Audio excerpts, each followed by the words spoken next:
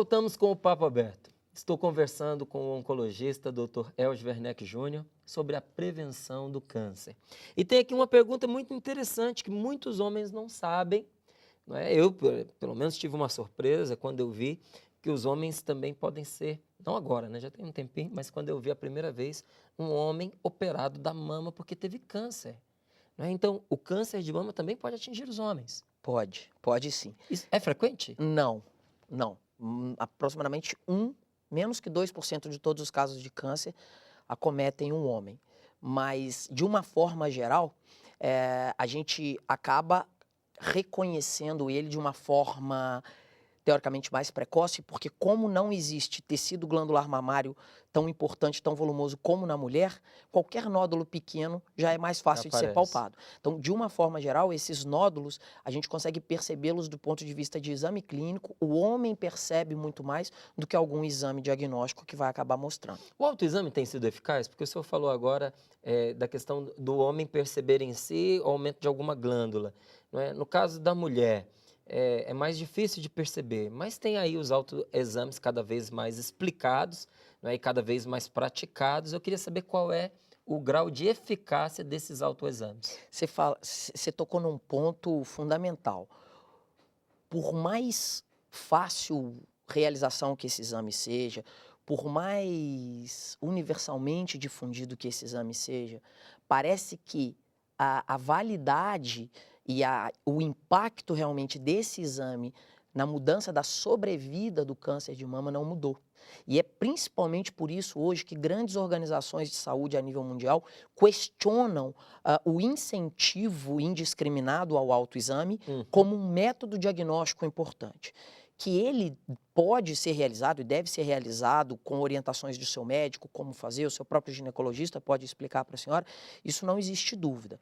O problema é que muitos serviços e muitas instituições e vários países tomaram essa recomendação de autoexame como uma única ferramenta diagnóstica, e isso não deve ser feito. Então, a utilização do autoexame, a senhora se conhecer, buscar no seu banho realmente se existe alguma alteração, isso vale não só para a mama, mas para todo o seu corpo. Agora, atribuir única e exclusivamente ao autoexame o fato de se examinar, de não notar nenhuma alteração, que isso basta como exclusão num diagnóstico de mama, isso não deve ser tomado como regra, tá?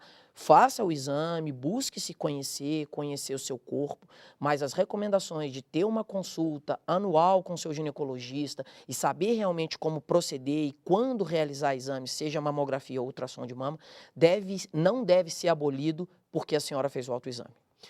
Tem relação a poluição do ar com câncer de mama? Desconhecido.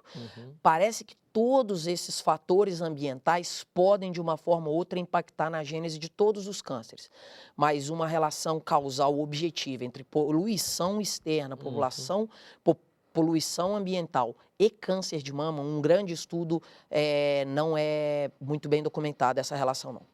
Agora, esses químicos no tratamento dos vegetais, os agrotóxicos, obrigado. Inseticidas, eles têm uma influência direta já, não tem? Eles têm, o que a gente sabe? Existe um potencial carcinogênico, isso é, de desenvolver uma alteração genética decorrente do uso da exposição crônica a alimentos ricos em agrotóxico. Isso a gente conhece para várias outras patologias e isso parece que está mais bem documentado do que a poluição ambiental. Agora, atribuir e falar que é uma causa muito importante para o desenvolvimento do câncer de mama, também é difícil eu poder te confirmar isso. Todas as perguntas no que tangem a questão de causa e se isso traz uma influência e se isso causa, é muito difícil para o médico, para a medicina, como ciência, entender. Por quê? Porque nós estamos expostos diariamente a vários fatores de risco. Desde a exposição solar, a poluição, é o açúcar do cafezinho, é o sal da sua salada, é a carne vermelha, é a fritura da batata frita. Então, são vários fatores que se somam. Então, quando você faz uma interpretação de uma grande população para avaliar um risco, determinado paciente foi exposto ao consumo de sal durante 10 anos. Isso aumentou ou não o câncer de mama? Aquela variável que foi o sal, ótimo, ela foi bem avaliada. Mas a gente não sabe se houve um contato maior com agrotóxico ou não daquela população, porque isso não foi estudado, isso não foi desenhado. De tal forma que uma das coisas mais difíceis de se concluir são relações causais. O que causa o câncer? Por isso é que eu citei logo antes que a cautela, o bom senso sempre deve ser seguido. Foi o que eu passei do ponto de vista da questão da bebida alcoólica, quando a gente não tem realmente uma quantificação do que é seguro ou não. É difícil de ser mensurado, não é? Mas percebe-se, não é, a influência. O senhor citou aí vários desses elementos físico-químicos, mas eu queria também saber sobre os elementos psicológicos, emocionais, se na medicina há um acompanhamento disso, se percebe, por exemplo, se o estresse ele ajuda no desenvolvimento do câncer e pessoas que de repente carreguem dentro de si uma tristeza ou lidem com a depressão durante muito tempo, se isso também influencia no desenvolvimento ou no agravamento de uma pessoa já lidando com essa enfermidade? Você tocou num ponto talvez que seja um dos pontos mais atuais. A população hoje em dia padece de problemas psicológicos e psiquiátricos, principalmente no que se relaciona ao estresse de trabalho e tudo que tem envolvido as famílias hoje em dia. Não existe nenhum grande estudo desenhado para esse sentido que mostre que depressão cause câncer. Não existe.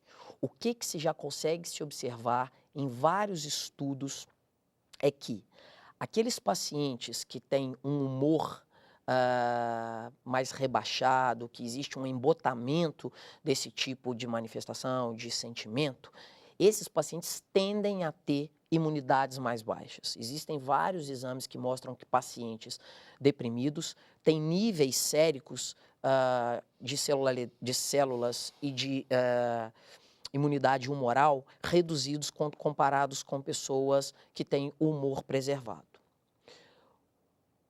Essa conclusão de que existem alterações imunológicas relacionadas à depressão não quer dizer obrigatoriamente que isso é um fator predisponente para o câncer.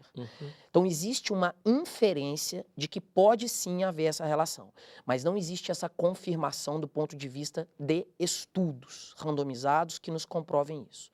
Na nossa prática, a gente vê alguma coisa além disso. A gente consegue observar que não é pequeno o número de casos em que, num período curto de tempo após um grande estresse emocional, seja uma perda de um ente querido, uma mudança de cidade com uma má ambientação, uma questão de problema financeiro, uma questão de problemas familiares, filhos com drogas, enfim, uma série de traumas muito bem conhecidos e que trazem um impacto muito grande do ponto de vista emocional, eles são precursores de pacientes que vão desenvolver câncer num curto período de tempo depois.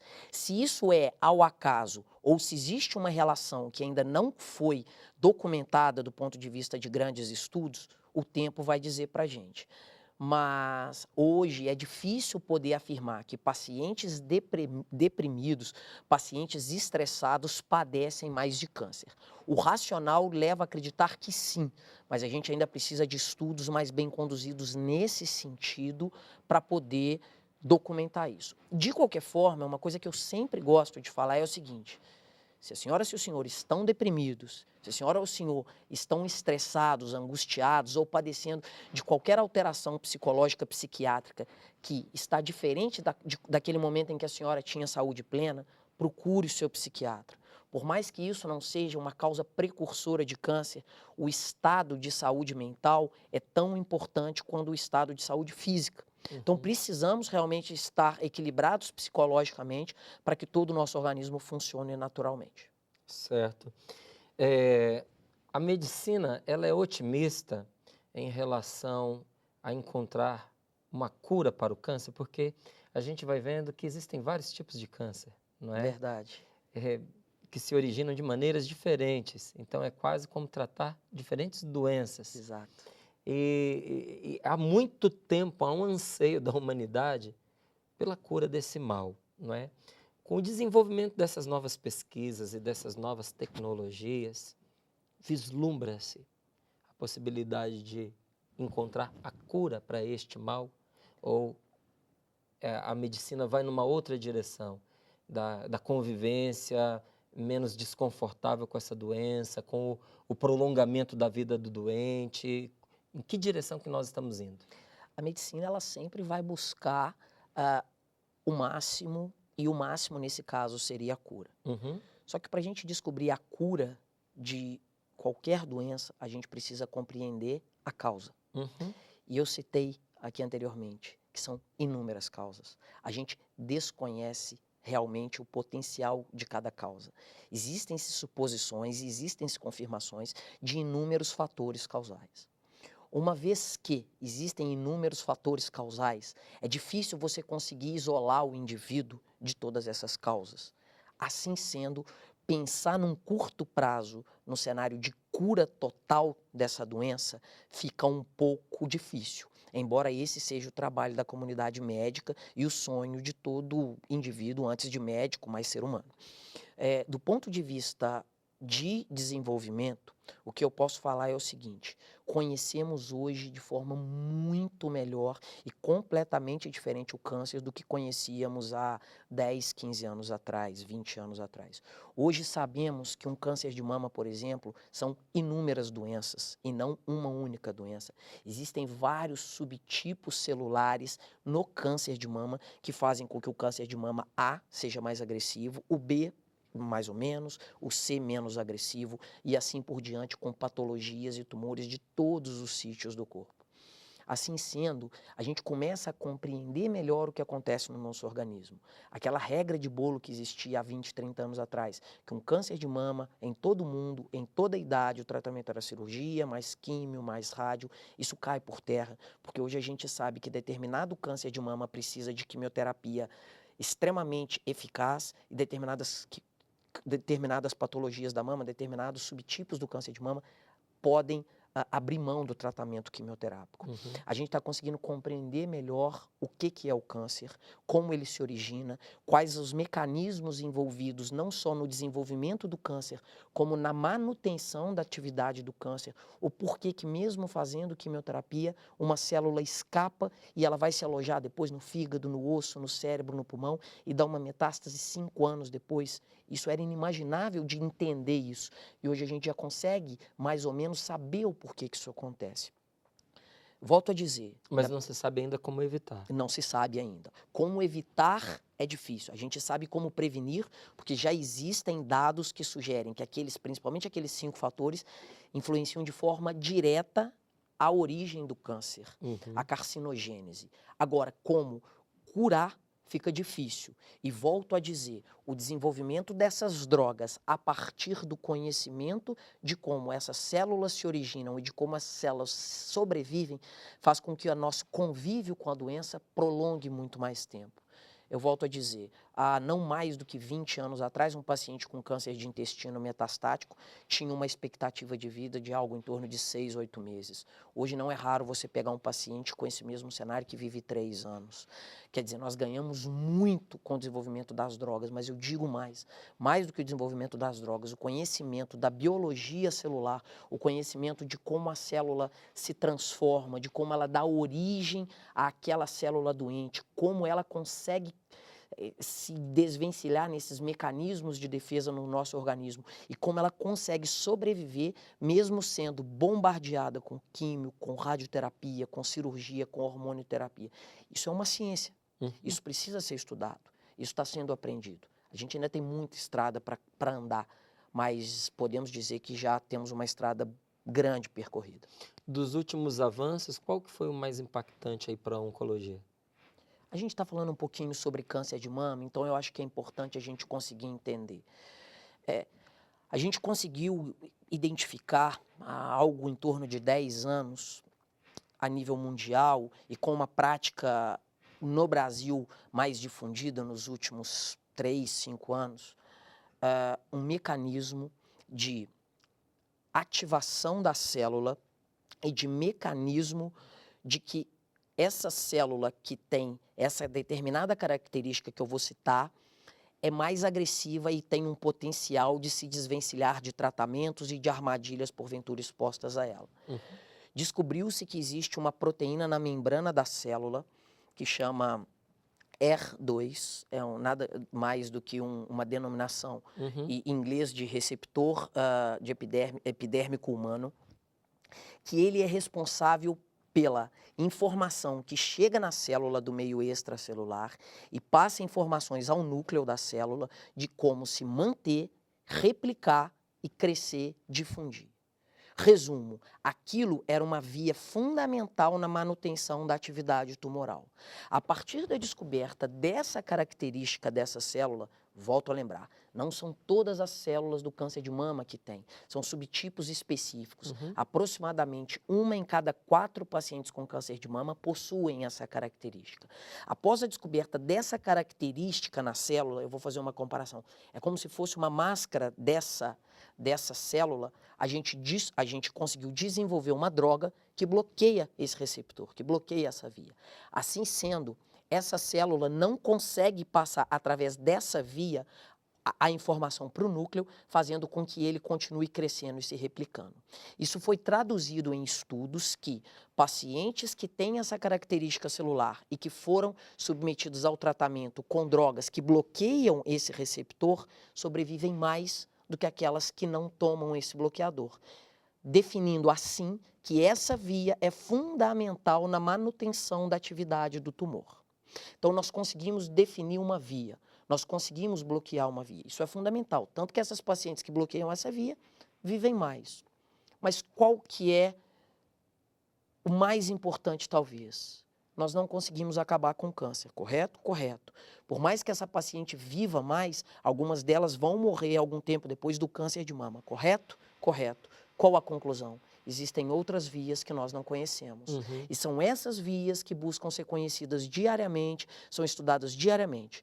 Talvez quando conseguirmos identificar todas as vias, tivermos drogas que possibilitem o bloqueio de todas essas vias, a gente consiga impedir de uma forma por todas esse crescimento celular sustentado, mantido por essas informações que a célula recebe. Isso envolve, sobretudo, pesquisa científica. Exatamente. Como é que o senhor vê isso hoje no Brasil? Como é que está a pesquisa científica nesta área hoje no Brasil? E qual é o seu desejo em relação a isso, né, como médico? Que eu acho que representa, a sua aspiração representa também a da categoria. Sem dúvida. Esse talvez seja o calcanhar de Aquiles quando falamos em ciência médica no mundo, referindo ao Brasil. O Brasil tem expoentes de medicina em todos os locais do mundo. Temos grandes oncologistas, grandes cardiologistas, grandes cirurgiões mundo afora.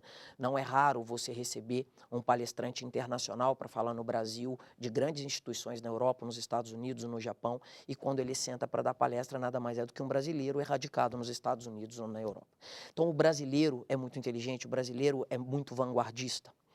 Porém, não existe um incentivo à pesquisa, à ciência no Brasil.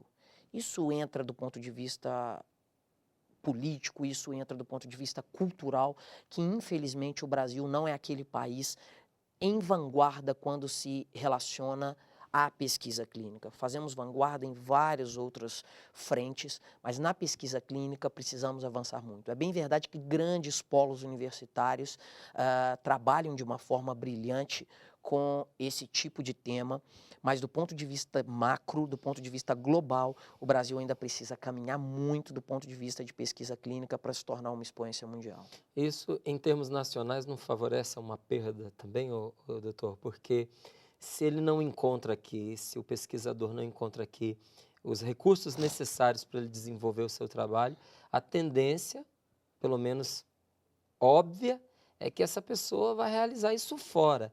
Isso acontece de fato? Ou o que o senhor percebe é que, apesar disso, de uma maneira heróica, não é? Os médicos eles têm tentado permanecer e realizar o seu trabalho em território nacional? Amamos o nosso país, né? Isso é verdade. A gente ama o nosso país E muito antes de querermos e de pensarmos em ir embora, a gente quer é conseguir trazer para cá o que a gente inveja e o que a gente anseia que a gente vê lá fora. Uhum. Então, na verdade, embora existam circunstâncias pontuais de grandes médicos que vão para fora ou por opção pessoal ou por busca de conhecimento, a gente ainda sabe que o nível científico no Brasil é de excelência. A gente frequenta grandes congressos internacionais e a gente percebe que a linguagem médica científica falada lá é exatamente a mesma que está aqui. A única diferença, eminentemente, é como se chegou a essa informação. Essas pesquisas que trazem esses resultados são de forma muito mais contundente realizados lá fora do que realizados aqui dentro, por essas questões que eu acabei de dizer, por sermos relativamente pobres em pesquisa. Do ponto de vista prático, de acesso à tecnologia, o Brasil oferece hoje grandes tecnologias, o Brasil hoje faz tratamentos de vanguarda como se faz no mundo inteiro, inclusive somos expoentes em alguns tratamentos, mesmo lutando contra essa questão da ciência e da pesquisa clínica. Eu volto a dizer, temos pesquisa clínica, temos grandes centros que merecem o nosso destaque, mas quando comparamos um país continental como o Brasil com outros países muito menores em território, principalmente europeu, a gente percebe que a gente tem muito a andar para, além de promover a ciência, realmente fazer essa ciência acontecer. De tal forma que eu acho que o Brasil hoje está repleto, está recheado de grandes médicos, de acesso a drogas, de acesso a tecnologias. Os pacientes vão ter tratamentos aqui em território brasileiro da mesma forma que ele teria em qualquer lugar do mundo. Porém, se conseguíssemos evoluir do ponto de vista de pesquisa clínica e mostrar para o mundo inteiro que conseguimos desenvolver drogas, que conseguimos desenvolver realmente tecnologias, isso seria mais um motivo de orgulho para a nossa classe. E de investimento também, não é? Sem dúvida. Porque aí não só nacional, mas internacionalmente passa a se valer a pena o investimento, né? Naquilo que Claro. está sendo feito. Verdade. Eu ouvi há algum tempo atrás, às vezes é só especulação, mas um cruzamento aí também da cura do câncer com a nanotecnologia. Tem algum estudo nessa direção? Existem estudos nessa direção, mas qualquer tema que eu tocar nesse sentido aqui vai ser Não passa prematuro do âmbito da especulação. da especulação e da pesquisa. Uhum. Tá certo. Olha, minha gente, eu acabei de conversar com o Dr. Elvis Werneck Júnior. Tenho certeza que você gostou muito, não é? Porque não tem como a gente não gostar de um assunto tão pertinente ao ser humano, não é? Quem é que não toca hoje em dia na realidade do câncer? Se não é em âmbito pessoal, é no âmbito íntimo, não é? Tem sempre alguém perto da gente que está enfrentando alguma situação ligada ao câncer, ou porque tem um parente, ou porque tem um amigo, ou porque está doente, não é? Então, se não é pessoal, é no seu fórum íntimo ou próximo. Então, eu agradeço aqui o Dr. Elvis Werneck pela sua presença no programa, faço o convite para voltar e estar conosco novamente, não é? Não podemos deixar um tema como esse esfriar. Então, de tempos em tempos, nós precisamos trazer esse assunto de volta à mesa, com novidades, muitas delas ele trouxe aqui para nós, talvez não para ele, né, porque está na área, mas para a gente e faz a gente sonhar junto, e vibrar junto, e ter esperança, ao mesmo tempo nos conscientizando, ter mais senso de responsabilidade e cuidarmos melhor da nossa saúde no que toca à prevenção. Doutor, muito obrigado. Eu te agradeço, estou à disposição, se vocês precisarem. Vai ser sempre um prazer poder tocar nesse assunto, discutir, estender meu abraço para a nossa Barbacena. Opa, Nossa é isso Barbacena, aí. fica o nosso carinho. Se visitá-la antes de mim, leve o meu abraço, do contrário, eu levo o seu. Tá joia. Gente, estamos encerrando o programa Papo Aberto de hoje, mas você não pode perder o programa da próxima segunda. Eu espero por você, tá bom? Uma ótima semana, Deus abençoe você e a sua família também.